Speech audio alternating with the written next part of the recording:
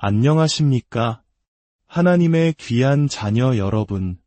오늘 우리가 함께 나눌 이야기는 우리 시대의 가장 근본적인 질문, 바로 진리란 무엇인가에 대한 깊은 성찰입니다. 우리는 정보의 홍수 속에서 살아가고 있습니다. 수많은 목소리가 저마다 자신이 진리라고 외치고 무엇을 믿고 따라야 할지 혼란스러운 시대를 지나고 있죠. 이러한 혼돈은 비단 오늘날만의 문제는 아니었습니다. 지금으로부터 약 2000년 전 유대의 총독이었던 본디오 빌라도 역시 그의 앞에 선 한 남자 예수 그리스도에게 바로 이 질문을 던졌습니다. 요한복음 18장 37절과 38절의 기록입니다. 예수께서 말씀하십니다. 무릇 진리에 속한 자는 내 음성을 듣느니라. 그러자 빌라도가 묻습니다. 진리가 무엇이냐? 그는 아마도 냉소적이고 회의적인 태도로 어쩌면 깊은 고뇌에 차서 이 질문을 던졌을 겁니다. 세상의 권력과 지혜를 맛본 그에게 진리란 잡을 수 없는 신기루와 같았을지 모릅니다. 오늘날 우리가 겪는 신뢰의 간극, 즉 말과 현실 사이의 깊은 심연처럼 빌라도 역시 무엇을 믿어야 할지 모르는 깊은 딜레마에 빠져 있었던 것입니다. 정치, 사회, 학문의 모든 영역에서 우리는 이 질문과 마주합니다. 과학은 물질 세계의 진리를 탐구하고 철학은 존재의 근원을 파고들며 심리학은 인간 마음의 진실을 찾으려 했습니다. 우리는 어떻게 진리에 도달할 수 있으며 그것을 찾았을 때 우리가 찾은 것이 진리임을 어떻게 알 수 있을까요? 이 끝없는 질문 속에서 우리는 종종 길을 잃고 맙니다. 그런데 흥미로운 질문이 하나 있습니다. 왜 우리는 성경을 거룩한 책이라고 부를까요? 성경 안에는 인간의 온갖 추악한 욕망과 증오, 탐욕, 전쟁과 기만이 가득한데 말입니다. 어떤 책보다도 더 많은 살인과 잔혹함, 배신과 타락의 이야기가 담겨 있는데도 우리는 주저없이 이 책을 거룩하다고 칭합니다. 그 이유는 단 하나입니다. 성경은 진실을 말하기 때문입니다. 성경은 하나님에 대한 진실을 말합니다. 또한 인간에 대한 진실, 그리고 사탄에 대한 진실을 적나라하게 드러냅니다. 만약 이 책이 단순히 인간의 손에 의해 성령의 영감 없이 쓰였다면 우리는 성경에 등장하는 위대한 영웅들의 죄와 연약함, 실패에 대해 결코 듣지 못했을 것입니다. 인간은 자신의 영웅을 미화하고 싶어하기 때문이죠. 하지만 성경은 다윗의 간음과 살인, 아브라함의 거짓말, 베드로의 부인까지도 숨기지 않고 그대로 기록합니다. 바로 이것이 성경이 거룩한 이유입니다. 인간의 실상을 가감없이 보여주는 진실의 책이기 때문입니다. 성경은 인류 최초의 신뢰의 간극이 어디서 시작되었는지 분명히 보여줍니다. 창세기 3장, 하나님께서 모든 것이 완벽했던 에덴 동산에 아담과 하와를 두셨을 때의 이야기입니다. 죄도, 죽음도, 미움도, 가난도, 오염도 없었던 완전한 낙원. 하나님께서는 그들에게 모든 것을 허락하시며 단 한 가지만을 금하셨습니다. 동산 중앙에 있는 선악을 알게 하는 나무의 열매는 먹지 말라. 내가 먹는 날에는 반드시 죽으리라. 이것은 순종에 대한 시험이었습니다. 하나님께서는 인간을 자신의 형상대로 창조하시고 그 무엇과도 바꿀 수 없는 자유의지를 주셨습니다. 인간은 하나님께 순종하며 그분과 영원한 교제를 나눌 수도 있었고 반대로 하나님께 반역하여 자신의 길을 갈 수도 있었습니다. 바로 그때 사탄이 다가와 인류 최초의 거짓말을 속삭입니다. 너희가 결코 죽지 아니하리라. 너희가 그것을 먹는 날에는 너희 눈이 밝아져 하나님과 같이 되어 선악을 알 줄 하나님이 아심이니라. 사탄은 하나님의 말씀에 의심의 씨앗을 심었습니다. 하나님의 진실 대신 달콤한 거짓을 택하라고 유혹한 것입니다. 하나님이 너희를 질투하고 있으며 너희가 신처럼 되는 것을 두려워한다고 속삭였습니다. 결국 아담과 하와는 사탄의 목소리를 들었습니다. 하나님의 진리 대신 거짓을 믿었고 하나님께 반역했습니다. 인류 역사의 모든 문제와 고통, 슬픔과 전쟁은 바로 이 순간 인간이 하나님을 등진 그 반역의 결과로 시작되었습니다. 사탄이 바로 최초의 신뢰의 간격, 진리와 거짓 사이의 심연을 만들어낸 장본인인 것입니다. 그리고 그 거짓은 오늘날까지도 우리의 삶 곳곳에 깊숙이 파고들어 있습니다. 사탄은 우리에게 이렇게 속삭입니다. 하나님의 법을 따를 필요 없어. 내가 원하는 대로 살아. 그것이 너를 행복하게 할 거야. 많은 젊은이들이 결혼의 테두리를 벗어난 관계 속에서 진정한 행복을 찾을 수 있다고 믿습니다. 하지만 그 결과는 무엇입니까? 순간의 쾌락 뒤에는 깊은 죄책감과 마음의 상처, 그리고 육체의 질병이라는 끔찍한 대가가 따릅니다. 성경은 분명히 경고합니다. 죄의 삭은 사망이라 당신은 결코 죄를 짓고 무사히 빠져나갈 수 없습니다. 하나님께서는 당신이 그 대가를 치르게 하실 것입니다. 마약과 술도 마찬가지입니다. 사람들은 고통스러운 현실을 잊고 잠시나마 평안과 기쁨, 행복을 얻기 위해 그것들에 기댑니다. 하지만 그것은 사탄이 파놓은 함정일 뿐입니다. 잠깐의 쾌락을 위해 영혼을 파괴하는 행위입니다. 그 끝에는 더 큰 공허와 절망, 그리고 죽음만이 기다리고 있습니다. 이 모든 것은 너희가 하나님처럼 될 수 있다고 속삭였던 에덴 동산의 그 거짓말의 변주일 뿐입니다. 심지어 교회 안에도 사탄의 거짓말은 교묘하게 스며듭니다. 일주일에 한 번 교회에 나가 예배를 드리는 것만으로 모든 의무를 다했다고 생각하게 만드는 종교적 위선이 바로 그것입니다. 예배 시간에는 설교에 집중하기보다 세상적인 걱정과 계획에 마음을 빼앗기면서도 단지 그 자리에 앉아있다는 사실만으로 스스로를 위로합니다.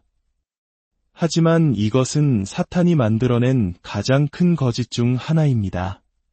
하나님과의 관계는 매일의 삶 속에서 온전한 헌신을 통해 이루어지는 것입니다.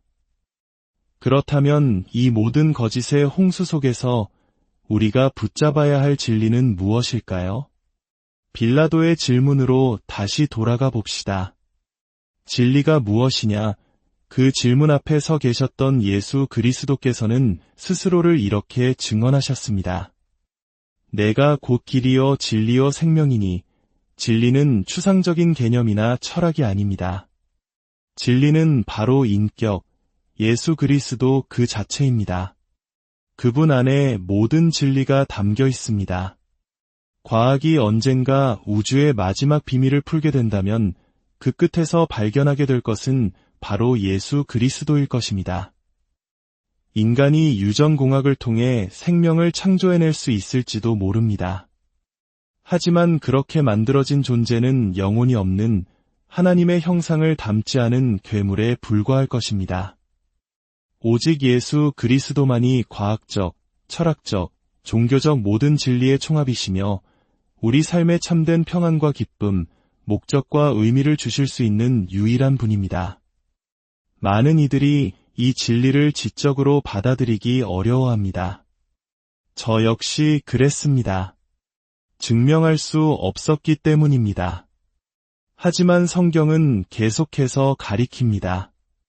만일 내가 예수 그리스도를 나의 구원자여 주인으로 영접하고 내 삶의 주인으로 모신다면 그분께서 나의 모든 죄를 용서하시고 내 존재의 목적과 의미의 비밀이 되어주시며 살아갈 이유와 마음의 참된 기쁨과 평화를 주실 것이라고 말입니다. 오해하지 마십시오. 예수님은 당신의 삶에서 모든 문제를 없애주겠다고 약속하지 않으셨습니다. 모든 어려움을 제거해주겠다고도 약속하지 않으셨습니다. 그분은 그 모든 문제와 어려움 한가운데서 평안과 은혜, 그리고 기쁨을 주시겠다고 약속하셨습니다. 당신의 삶에 흔들리지 않는 목적을 주시겠다고 약속하셨습니다. 인간은 본능적으로 무언가를 숭배하도록 만들어졌습니다. 만약 우리가 참된 하나님을 선택하지 않는다면 그 빈자리는 다른 무언가가, 그것이 이념이든 사람이든 혹은 물질이든 반드시 채우게 됩니다. 많은 젊은이들이 사탄 숭배나 신비주의 혹은 다른 종교와 철학에 빠져드는 이유가 바로 여기에 있습니다. 우리 모두는 삶을 바쳐 믿고 따를 대상을 필요로 합니다. 그렇다면 예수 그리스도를 선택하지 않으십니까? 성경이 증언하는 예수님은 이런 분이십니다. 그는 보이지 아니하는 하나님의 형상이시요 모든 피조물보다 먼저 나신 이시니 만물이 그에게서 창조되되 하늘과 땅에서 보이는 것들과 보이지 않는 것들과 혹은 왕권들이나 주권들이나 통치자들이나 권세들이나 만물이 다 그로 말미암고 그를 위하여 창조되었고 또한 그가 만물보다 먼저 계시고 만물이 그 안에 함께 섰느니라. 예수님은 모든 것의 주인이십니다. 그분은 사랑에 대한 진리를 말씀하셨습니다. 하나님이 세상을 이처럼 사랑하사 독생자를 주셨으니 세상에 수많은 사랑 이야기가 있지만 하나님께서 인류를 향해 보여주신 사랑보다 더 위대한 사랑 이야기는 없습니다.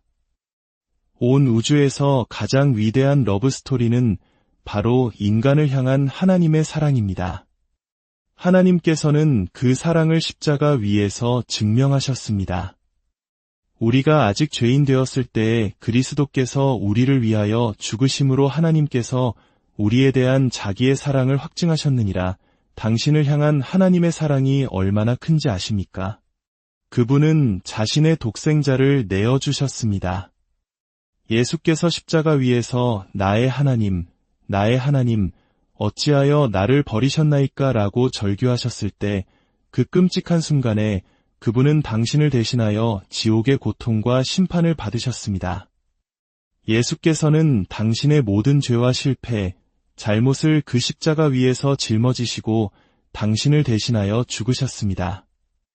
이것이 세상에서 가장 위대한 사랑 이야기입니다. 또한 예수님은 회심에 대한 진리를 말씀하셨습니다. 회심이라는 단어가 당신을 두렵게 하거나 부담스럽게 할 수도 있습니다. 하지만 회심이란 곧 변화되는 것을 의미합니다. 성경은 천국에 가고 죄를 용서받기 위해서는 반드시 회심해야 한다고 가르칩니다. 이것은 어떤 제도나 철학 혹은 단순히 교회에 소속되는 것을 의미하지 않습니다. 당신이 인격이신 예수 그리스도께로 돌이켜 그분을 당신의 구원자, 주인, 그리고 스승으로 모시는 것을 의미합니다. 예수님은 친히 말씀하셨습니다. 너희가 돌이켜 어린 아이들과 같이 되지 아니하면 결단코 천국에 들어가지 못하리라. 당신의 삶에 이러한 변화가 있었습니까? 당신의 죄를 진심으로 회개하고 예수님께로 돌아선 순간이 있었습니까? 마지막으로 그분은 자유에 대한 진리를 말씀하셨습니다. 진리를 알지니 진리가 너희를 자유롭게 하리라. 무엇으로부터의 자유입니까? 첫째, 죄의 형벌로부터의 자유입니다. 당신이 그리스도 안에 있다면 당신은 결코 지옥에 가거나 하나님의 심판을 받을 필요가 없습니다. 둘째, 죄의 권세로부터의 자유입니다. 우리를 노예로 만들었던 수많은 죄의 습관과 중독으로부터 예수님은 당신을 자유롭게 하실 수 있습니다. 마지막으로 언젠가 당신은 죄의 존재 자체로부터 자유롭게 될 것입니다. 우리가 이 세상을 떠나 천국에 가는 날, 그곳에는 더 이상 죄나 더러움, 불결함이 없을 것이기 때문입니다. 그 완전한 자유의 세계를 향해 우리는 나아가고 있습니다. 당신은 자유롭습니까? 진리이신 예수께서 주시는 참된 자유를 누리고 있습니까? 예수님은 진리이십니다. 사탄은 거짓입니다. 이제 당신은 선택해야 합니다. 그리고 당신에게는 선택할 힘, 바로 자유의지가 있습니다. 오늘 저는 당신이 예수님을 그리스도를 선택하기를 간절히 권합니다. 이것은 당신의 의지로 내리는 결단입니다. 만약 당신이 나는 예수 그리스도를 나의 주님, 나의 스승, 나의 구원자로 영접하겠습니다. 그분을 따르고 섬기기를 원합니다. 라고 결단한다면 그것은 당신 인생에서 가장 중요한 발걸음이 될 것입니다. 당신이 어떤 교회의 교인이든 혹은 아무 교회에도 속해 있지 않든 상관없습니다. 당신의 배경이 무엇이든 상관없습니다. 만약 당신이 예수님을 당신의 주인이자 스승으로 모시고 그분의 진리가 당신의 마음속에 살아있기를 원한다면 바로 지금 이 자리에서 결정하시기를 초대합니다. 당신이 어디에 있든 어떤 상황에 있든 마음으로 이 결정을 내릴 수 있습니다. 오늘 이 말씀이 당신의 마음에 울림을 주었다면 구독과 좋아요를 통해 더 많은 이들에게 이 진리의 메시지가 전해질 수 있도록 동참해 주십시오. 당신의 작은 행동이 누군가의 삶을 바꾸는 귀한 통로가 될 수 있습니다. 이 채널을 통해 하나님의 은혜와 축복이 당신의 삶에 가득하기를 기도합니다. 이제 잠시 머리를 숙여주십시오. 만약 오늘 그리스도의 진리를 당신의 것으로 삼기 원하신다면, 죄를 용서받고 천국에 가기를 확신하기 원하신다면 저를 따라 조용히 기도해 주십시오. 하나님 아버지, 저는 죄인입니다. 저의 죄를 회개합니다. 예수 그리스도께서 저를 위해 십자가에서 죽으시고 부활하셨음을 믿습니다. 지금 제 마음의 문을 열고 예수님을 저의 구원자여, 주인으로 영접합니다. 제 삶을 다스려 주시고 저를 당신이 원하시는 사람으로 만들어 주옵소서. 예수님의 이름으로 기도합니다. 아멘. 이 기도를 진심으로 드리셨다면 당신은 이제 하나님의 자녀가 되었습니다. 당신의 옛 삶은 지나갔고 그리스도 안에서 새로운 삶이 시작되었습니다. 이 진리 안에서 참된 자유와 기쁨을 누리며 살아가시기를 축복합니다. 주 예수 그리스도의 은혜와 하나님의 무한하신 사랑과 성령의 교통하심이 여러분 모두와 항상